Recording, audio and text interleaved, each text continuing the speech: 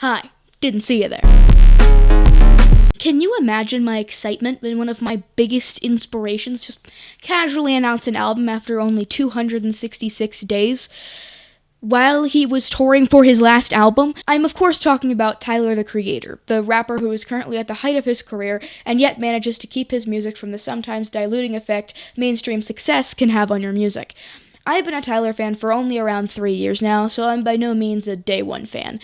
But I, of course, wanted to express my opinions on the discography of someone who is sure to go down in history as an artist who not just changed the hip-hop landscape, but music in general. So let's go in chronological order. Also, I'm going to be skipping his first album, Bastard, as I don't have as much experience with that album, and I don't feel like I've done enough research to really have an opinion on it. So, let's start with Goblin. While I can acknowledge that this album built the foundation for Tyler's later projects, it feels like it lacks the musical and lyrical oomph other albums have. It also kind of falls into an issue that a lot of his earlier music has, which is kind of how it abuses shock value. He would often just say the worst thing he could just because he thought it was funny or edgy or whatever. But as with most dark humor, you have to kind of be funny. And also those jokes and lyrics can get kind of old.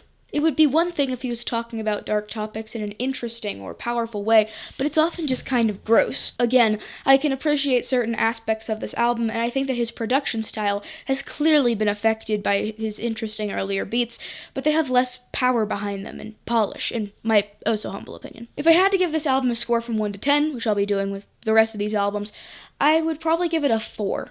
I know there are some fans who really like this album, but I never really got the hype for it. His next album is Wolf, and I have to say that I love this album. Overall, it really shows how on every single album Tyler, the Creator, makes, he always goes in an entirely different direction. Even on his third solo album, he was trying out entire genre shifts, trying out jazzier sounds as shown in songs like Tree Home 95. This album also has a story and complex characters, and it's crazy how much detail was placed into the narrative. Also, side note, I get that Stan has issues, but I hate how many people try and justify him trying to kill Wolf. That's just crazy. Also, he's a very broken person, and it's very clear that he was lashing out as a result of his trauma, but he still did what he did. Sorry, back to what this video's about. Just like Goblin, though, Wolf can sometimes use the same type of shock value and bigotry, but luckily it's more toned down. For me, this album is an easy 7.5 to 8 out of 10, as it can still have some instrumentals that feel kind of flat to me, and there'll be plenty of better albums from Tyler that we'll see later.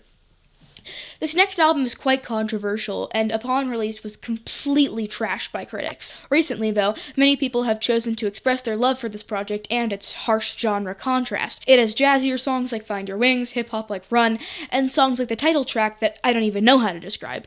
This album was a huge shift for Tyler, and in interviews he has said that this album was a test in his production skills, and he wanted to experiment with different genres. However, as he's also said in interviews, the songwriting suffered. This album is full of egregious lyricism, but without the payoff his earlier albums have of being able to also have some sincerity. He still had his weird, edgy lyrics, but instead of being excusable due to the ability to pivot and be more serious, this album is a very bad example of songwriting. The instrumentals bang, and songs like Pilot are some of my favorites of his entire discography for that reason, but due to the songwriting, I have to give it a 6.5 to 7 out of 10.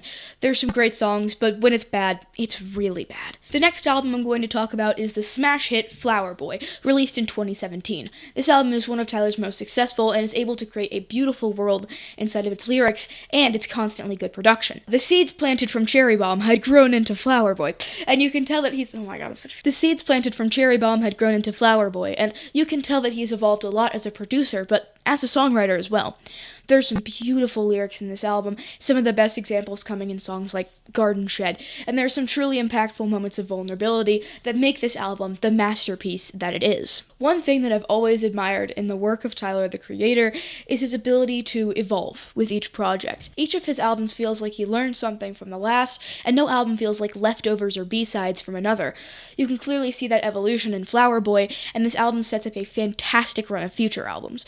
Overall, this album is a 9 out of 10 for me. It's a great record. Now, on to the next. Igor is a very special project. Aside from it being a concept album, which there are some great videos on that you should watch, it's able to switch up genres during the album, but still keep a consistent sonic texture. There are some classic hip-hop songs like What's Good, but there are also some more pop and dance-inspired tracks like Earthquake and I Think. The lyrics are powerful, especially in songs like New Magic Wand and Puppet, and in general, no song really feels like a skip for me. Even the instrumental opening track, which starts with 20 seconds of the same note, still works incredibly well and sets up the rest of the album perfectly. This album was my introduction to Tyler, the Creator's work, and I still wish I could relive the experience of hearing Gone Gone / Thank You for the first time. Truly a magical experience. This album gets a perfect 10 out of 10 for me, no questions asked. Every time I listen, I find something new and interesting that I enjoy about it. Tyler's next full album was Call Me If You Get Lost, and I'm going to be including the estate sale songs to my rating as well, because no way I'm doing two separate ratings. This album is an upbeat, braggadocious explosion where Tyler takes a hard pivot from Igor and makes a fully hip-hop project. It's got power, it's got bars, it's got some great beats, it's truly enjoyable from front to back. This album isn't perfect to me, but there are definitely some great songs, my favorites being Wharf Talk, Corso, and Stuntman.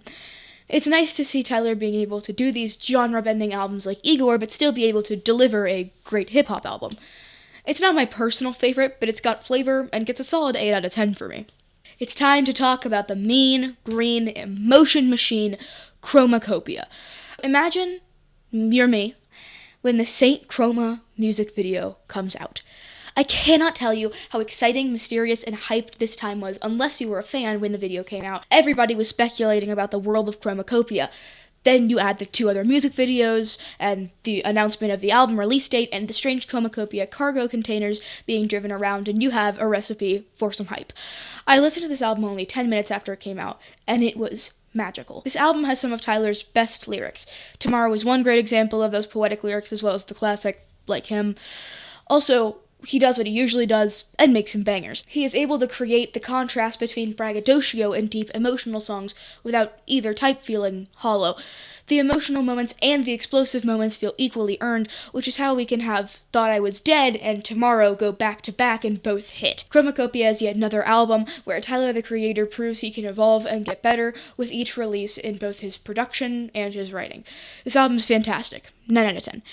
Now, it's time for the album that made me decide to make this video.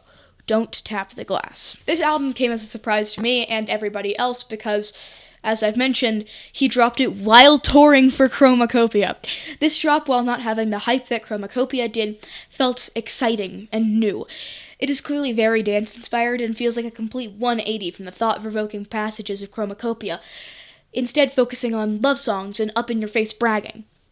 I think that this album works well, and it clearly accomplishes its goal of being an album that you can dance to. It doesn't have the depth of Chromacopia, but that isn't really the point of the album. The point is just to have fun with it. And while I don't believe this album is a perfect 10 out of 10 like some people do, it has merit, and there are some really spectacular songs.